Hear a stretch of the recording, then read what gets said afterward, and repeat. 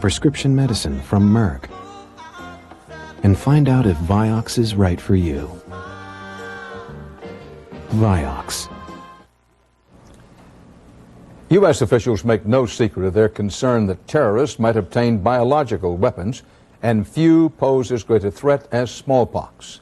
The government has enough vaccine to inoculate every American, but as medical correspondent Elizabeth Caledon reports, the question is when and how to use the vaccine.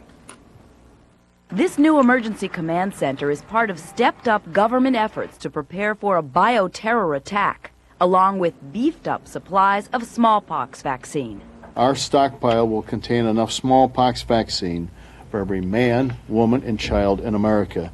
But with the abundant stocks of smallpox vaccine comes a new dilemma: how best to use it. And we're going to just lay that against your skin. The government, which owns all the available smallpox vaccine, is sticking by its plan to wait to deploy the vaccine until it's necessary. In a strategy known as ring containment, the Centers for Disease Control plans to vaccinate in a circle around an infected person, vaccinating everyone they come into contact with, the people those people come into contact with, and so on. It has worked in containing outbreaks, so the track record of this is good. I think it is a flawed strategy that is not in the public interest. Dr. Bicknell and others are advocating a voluntary vaccination program, letting people choose for themselves before a biological attack.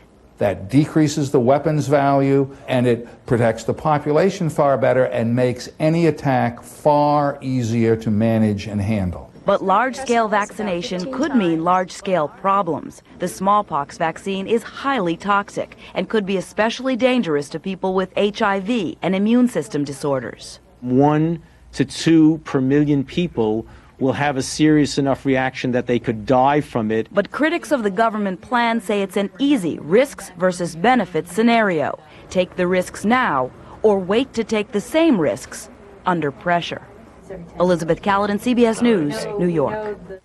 Murderous mob boss John Gotti will be buried tomorrow here in New York. His wake is drawing international attention, partly because of a steady stream of deliveries of floral arrangements as flamboyant as his lifestyle, reflecting his preference for poker, for horse racing, that's a horseshoe there, for boxing, those are boxing gloves, and for Cuban cigars.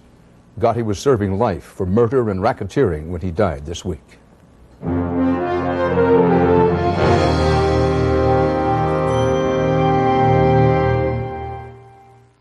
In 1935,